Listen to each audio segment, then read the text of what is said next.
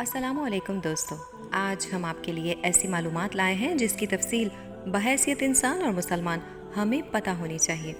آئیے بنا دیر کیے شروع کرتے ہیں۔ دوستو، یہ تاریخی معصوموں کے قتل و غارت کی جنگ اس وقت شروع ہوئی جب ہزاروں فلسطینیوں نے گھروں سے بے دخل ہونے کے بعد غزہ میں پناہ لی تھی، جہاں حملہ آور مصری فوج نے 40 کلومیٹر طویل ایک تنگ ساحلی پٹی پر قبضہ کر لیا تھا۔ اس وقت غزہ میں اسرائیلی بمباری سے تباہی پھیلی ہوئی ہے۔ 7 اکتوبر 2023 کے بعد سے وزارت صحت کے مطابق غزہ میں اسرائیلی حملوں میں اب تک 43,000 سے زائد فلسطینی شہید جبکہ 1,03,000 سے زائد زخمی ہو چکے ہیں۔ لیکن غزہ کہاں ہے؟ وہاں کب کیا ہوا؟ اس پر نظر ڈالنا ضروری ہے۔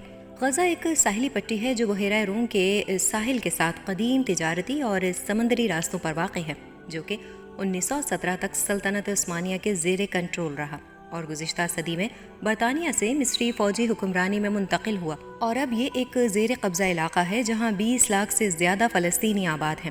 غزہ کی حالیہ تاریخ کے چند اہم مراحل ہیں۔ سب سے پہلے 1948 میں برطانوی حکومت کا خاتمہ۔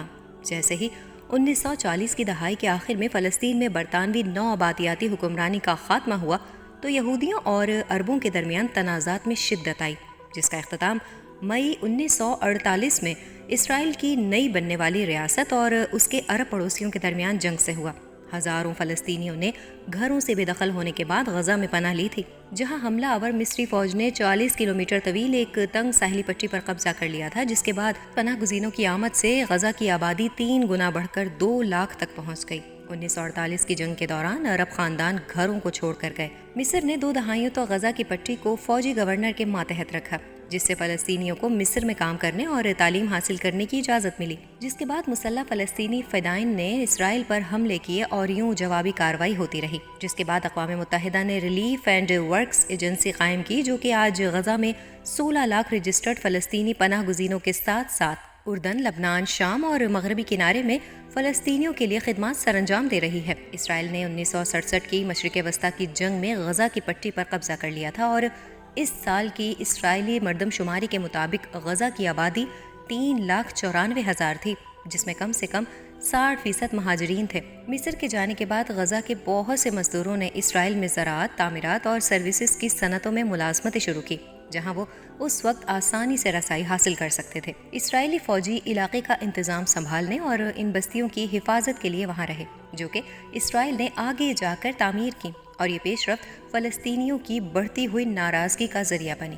1967 کی جنگ کے 20 سال بعد پہلی بغاوت ہوئی، جو کہ دسمبر 1987 میں ایک ٹریفک حادثے کے بعد شروع ہوئی، جہاں ایک اسرائیلی ٹرک غزہ کے جبالیہ پناہ گزین کیمپ میں فلسطینی کارکنوں کو لے جانے والی گاڑی سے ٹکرا گیا تھا، جس میں 4 افراد جاں بحق ہوئے تھے، اور یوں علاقے میں پتھراؤ کے بعد احتجاج اور شٹر ڈاؤن ہڑتالیں ہونا شروع ہو گئیں۔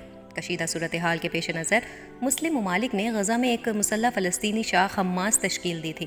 حماس یاسر عرفات کی سیکولر الفتح پارٹی کی حریف بن گئی، جس نے فلسطین لبریشن آرگنائزیشن کی قیادت کی تھی۔ اسرائیل اور فلسطینیوں نے 1993 میں ایک تاریخی امن معاہدے پر دستخط کیے تھے، جس کے نتیجے میں فلسطینی اتھارٹی کا قیام عمل میں آیا۔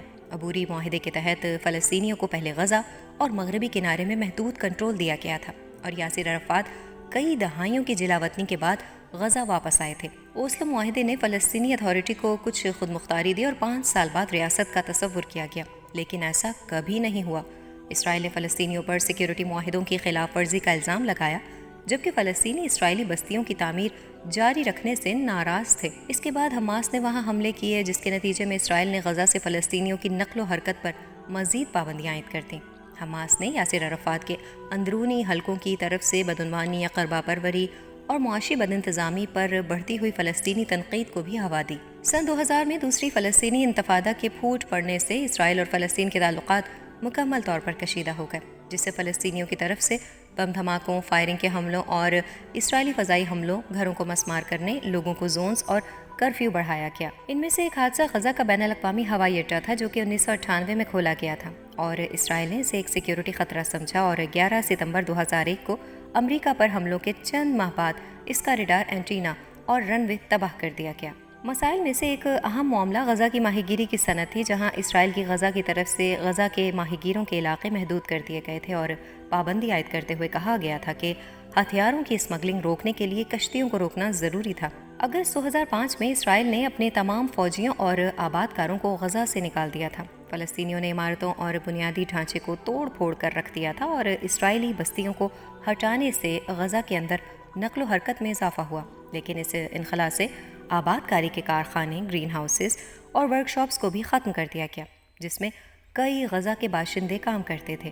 2006 میں حماس نے فلسطینی پارلیمانی انتخابات میں حیرت انگیز کامیابی حاصل کی اور پھر غزہ پر مکمل کنٹرول حاصل کر لیا تھا۔ زیادہ تر بین الاقوامی برادری نے حماس کے زیر کنٹرول علاقوں میں فلسطینیوں کی امداد روک دی تھی، کیونکہ وہ حماس کو ایک دہشت گرد تنظیم سمجھتے تھے۔ اسرائیل نے ہزاروں فلسطینی مزدوروں کو ملک میں داخل ہونے سے روک دیا تھا، جس سے روزگار اور آمدنی کا ایک خاص ذریعہ منقطع ہو گیا تھا۔ اسرائیلی فضائی حملوں سے غزہ کا واحد برقی پاور پلانٹ تباہ کر دیا گیا تھا، جس کی وجہ سے بڑے پیمانے پر بلیک آؤٹ ہو گیا تھا، جبکہ اسرائیل اور مصر نے سیکیورٹی خدشات کا حوالہ دیتے ہوئے غزہ کی سرحد سے لوگوں اور سامان کی نقل و حرکت پر بھی سخت پابندیاں عائد کرتی تھیں۔ اسرائیل اور فلسطین کے درمیان تصادم، حملے اور جوابی کارروائیوں کی وجہ سے غزہ کی معیشت کو بار بار نقصان کا سامنا کرنا پڑا۔ 2023 سے پہلے ایسی بدترین لڑائی 2014 میں ہوئی تھی، جب حماس اور دیگر گروپس نے اسرائیل کے شہروں پر راکٹ داغے تھے، جبکہ اسرائیل نے فضائی حملے اور توپ خانے سے بمباری کی تھی، جس سے غزہ کے محلے تباہ ہو گئے تھے اور 2100 سے زیادہ فلسطینی جاں بحق ہوئے تھے، جن میں زیادہ تر عام شہری تھے، جبکہ اسرائیل نے ہلاکتوں کی تعداد 67 فوجی اور 6 عام شہری بتائی تھی۔ 7 اکتوبر کو حماس نے اسرائیل پر اچانک حملہ کیا اور قصبوں کو گھیرے میں لے لیا، جس کی وجہ سے سینکڑوں افراد ہلاک ہو گئے اور متعدد کو قید کر کے غزہ لے جایا گیا، جس کے بعد اسرائیل نے جوابی کارروائی میں غزہ کو فضائی کارروائی سے شدید نقصان پہنچایا اور 75 برس کے تنازع میں بدترین خون ریزی کے دوران پورے علاقے مسمار کر دیے۔ اسرائیل دنیا کا واحد ملک ہے جہاں نہتے شہریوں کا خون حکمرانوں کے ضمیر کو نہیں جھنجھوڑتا۔ اس کے پیچھے ایک وجہ ہے، یہ دنیا کو بتانا چاہتا ہے کہ ان کے لیے سب سے اہم اسرائیل کی بقا ہے، اور یہ کہ اگر اسرائیل کو اپنے مقصد کے تعاقب میں جارحیت سے کام لینا پڑا تب بھی وہ کرے گا۔ اس عمل کے دوران اگر شہریوں، کمیونٹیز اور ممالک کو ناقابل تلافی نقصان پہنچتا ہے تو یہ اسرائیل کا مسئلہ نہیں۔ حیرت انگیز طور پر دنیا نے اسرائیل کے نہتے لوگوں کو نشانہ بنانے کے حق کو اپنی سرکاری پالیسی بنا لیا ہے۔ 1 منٹ کے لیے شہریوں کی شہادت کی ہولناک تعداد کا تصور کریں، جب انتہائی دائیں بازو کی اسرائیلی لیکوڈ حکومت نے 1 دسمبر کو خان یونس پر فضائی طاقت کا استعمال کرتے ہوئے حملہ کیا، جس سے 50 رہائشی عمارتیں تباہ ہو گئیں۔ ہر ریاست کو حق ہے کہ وہ ملک کی حفاظت کرے، لیکن انٹرنیشنل قوانین کے دائرہ کار میں رہتے ہوئے اس حق کا استعمال کرنا ہوتا ہے، مگر اسرائیل اس طرح کے کسی اصولوں کی پابندی نہیں کرتا۔ یہی وجہ ہے کہ جب اسرائیلی جارحیت سے عام شہری مارے جاتے ہیں تب بھی تل ابیب کی جانب سے افسوس یا معذرت خواہ بیان جاری نہیں کیا جاتا۔ در حقیقت IDF تو ہسپتالوں، اسکولوں یا عارضی پناہ گاہوں پر بمباری کرنے سے پہلے ہی مطلع کر دیتا ہے، جس کی وجہ سے وہ ان جرائم سے اپنا دامن صاف کر لیتا ہے۔ ان واقعات کی واحد مذمت اقوام متحدہ کے سیکرٹری جنرل انطونیو گوتریس کی جانب سے یا شاذ و نادر عالمی عدالت برائے انصاف کی جانب سے سامنے آتی ہے، اور reporters without borders, human rights watch جیسی تنظیمیں بھی اسرائیلی جارحیت کی مذمت کرتی ہیں۔ مجموعی صورتحال کو دیکھا جائے تو بظاہر یہودی اب بھی یورپ میں اپنے 2000 سال پرانے ماضی کو بھلا نہیں پائے ہیں۔ جدید دور نے انہیں کافی حد تک ریلیف فراہم کیا، لیکن روس میں پرتشدد یہود مخالف قتل عام اور نازی حکومت کے گیس چیمبرز جیسے مظالم کا سلسلہ 20ویں صدی تک جاری رہا، جبکہ سن 70 میں فلسطین سے بے دخل کیے جانے کی بنا پر ان کے ذہنوں میں یہ خیال پختہ ہو گیا کہ نہیں، اب دوبارہ کبھی نہیں۔ یہی تصور موجودہ دور میں اسرائیلی پالیسیوں میں جھلکتا ہے۔ گزشتہ سال 7 اکتوبر کو حماس کے حملوں کے بعد سے IDF نے جن شہری اہداف کو نشانہ بنانے کا انتخاب کیا، اس حوالے سے آپ جتنا بھی گوگل پر سرچ کریں اس کی فہرست ادھوری ہی رہے گی۔ اقوام متحدہ کے ذیلی ادارے یونیسیف کے مطابق غزہ کے 85% اسکولز اسرائیلی بمباری کا شکار ہوئے۔ ریسکیو ٹیموں نے بتایا کہ اسکولز حملوں کے شہداء میں خواتین اور بچوں کی بڑی تعداد شامل ہے۔ ایک اور اہم المیہ جس کی جانب خصوصی توجہ دینے کی ضرورت ہے وہ غزہ کی رہائشی عمارتوں پر اسرائیلی بمباری سے متعلق خدشات ہیں۔ مغربی کنارے اور مقبوضہ مشرقی یروشلم میں فلسطینی شہریوں پر حملے کرنے کے علاوہ IDF نے جبالیہ اور الشاطی کیمپس، ایمبولینسز سمیت الاہلی عرب ہسپتال، الشفا ہسپتال اور ناصر ہسپتال پر بھی بمباری کی۔ اسرائیلی عوام میں اپنی ساکھ بنائے رکھنے کے معاملے میں ماہر ہیں۔ وہ عمومی طور پر ایسی کوئی چیز نشر نہیں کرتے کہ جس سے ان کی تشخیص کو نقصان پہنچے، تو پھر انہوں نے دنیا کو غزہ کی پٹی میں جاری اپنے وحشیانہ مظالم کو ٹی وی پر نشر کرنے کی اجازت کیسے دی؟ در حقیقت اسرائیل نے اپنے ٹی وی چینلز پر غزہ میں رہائشی عمارتوں پر حملوں کو نشر کیا۔ ظاہر ہے یہ مناظر دکھانے کا مقصد دنیا کو واضح طور پر علل اعلان یہ پیغام دینا تھا کہ ہم اپنے دشمنوں کے ساتھ یہ کرتے ہیں۔ کیا کوئی ہے جو ہمیں روک سکے؟ انہیں روکنے والا کوئی نہیں ہے۔ اسرائیل کی جانب سے مسیحی اور مسلمانوں کے مقدس مذہبی مقامات کو نشانہ بنائے جانے کی طویل فہرست ہے۔ غاصب قوت نے کم از کم 378 مساجد کو تباہ کیا۔ تاریخی اعتبار سے دیکھا جائے تو جس دور میں مسلمانوں کی دنیا پر حکمرانی تھی اس دور میں یہودی امن اور سلامتی کے ساتھ رہے۔ سابق اسرائیلی وزیر خارجہ اور عربی اور عبرائی کے اسکالر ابا ایوان نے اپنی قابل ذکر کتاب مائی پیپل میں عرب ترک دنیا میں یہودیوں کے قیام کو سنہری دور قرار دیا ہے۔ اس بات کے وہ کتنے شکر گزار ہیں یہ آج غزہ کی پٹی میں صہیونی کارروائی سے واضح ہو رہا ہے۔ 2024 میں غزہ کی پٹی تشدد کے مرکز میں رہی ہے، خاص طور پر 7 اکتوبر کو اسرائیل پر حماس کے حملوں کے بعد بڑھ رہی ہے۔ اس سے اسرائیلی فوج کی شدید جوابی کارروائی شروع ہوئی، جس کے نتیجے میں غزہ میں بڑے پیمانے پر تباہی ہوئی۔ بڑے پیمانے پر نقل مکانی، خوراک کی قلت اور ضروری بنیادی ڈھانچے کی تباہی سے انسانی بحران مزید بڑھ گیا ہے۔ اقوام متحدہ سمیت بین الاقوامی اداروں کی جانب سے امداد فراہم کرنے کی کوششیں فوجی کارروائیوں اور ناکہ بندیوں کی وجہ سے رکاوٹ بن رہی ہیں، جس سے شہریوں کی مشکلات میں مزید اضافہ ہوا۔ غزہ کی جاری اسرائیل حماس تنازع کے ساتھ ایک شدید بحران کا سامنا کرنا پڑ رہا ہے، جس کے سنگین انسانی نتائج برآمد ہوئے۔ خوراک، پانی اور طبی سامان کی شدید قلت کے ساتھ غزہ میں انسانی صورتحال ابتر ہو گئی ہے۔ 89 سے زائد میڈیکل پوائنٹس کام کر رہے تھے، لیکن بہت سے عدم تحفظ کی وجہ سے بند ہونے پر مجبور ہوئے۔ اسلامی نقطہ نظر سے غزہ میں جاری مصائب اور بے گناہ لوگوں کی ہلاکتیں انتہائی المناک ہیں، اور اس گہرے غور و فکر کی ضرورت ہے کہ اسلام انسانی جان کی حرمت کو بہت اہمیت دیتا ہے۔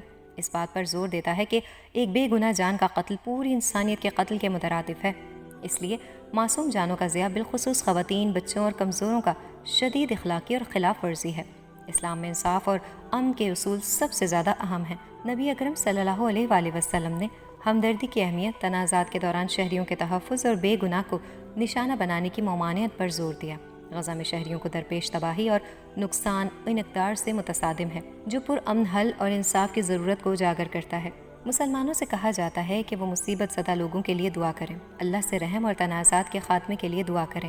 صبر کا تصور مشکل کے وقت بھی ایک خوبی ہے، جہاں مومنوں کو یاد دلایا جاتا ہے کہ مشکل کے بعد آسانی آتی ہے، کیونکہ ایسا ہو ہی نہیں سکتا کہ ہم کچھ نہ کر سکیں۔ جو ہمارے بس میں ہے وہ ہے دعا۔ ہم اپنے مسلمان بہن بھائیوں کے لیے آسانی کی دعا تو کر ہی سکتے ہیں۔ اب تک کے لیے اتنا ہی۔ اگر آپ ہم سے اور اس طرح کی اسلامی تاریخی معلومات چاہتے ہیں تو چینل کو سبسکرائب لازمی کریں اور ہمیں کمنٹ باکس میں اپنی رائے سے ضرور آگاہ کریں۔ اللہ ہمارے مسلمان بہن بھائیوں کو مشکلات سے نجات عطا فرمائے، آمین۔